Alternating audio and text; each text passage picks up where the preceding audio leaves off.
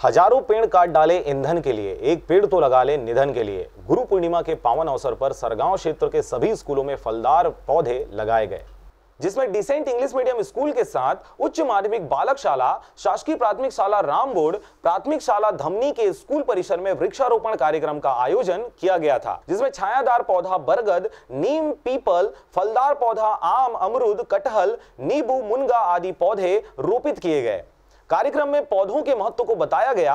पौधों को संरक्षित व सुरक्षित रखने के लिए शिक्षकों एवं स्व सहायता समूह के द्वारा ट्री गार्ड की व्यवस्था विशेष रूप से करते हुए पौधों को संरक्षित रखने हेतु संकल्प लिया गया। कार्यक्रम में मुख्य रूप से महिला स्व सहायता समूह के अध्यक्ष, सचिव एवं शाला प्रबंधक समिति के उपाध्यक्ष, रसोईया, पालकगण एवं सभी शिक्षक तथा छात्र छात्राएं उपस्थित रहे। सरगांव से राजकुमार यादव व नारायण बंजारे के साथ ब्यूरो रिपोर्ट RJ रमझाझर।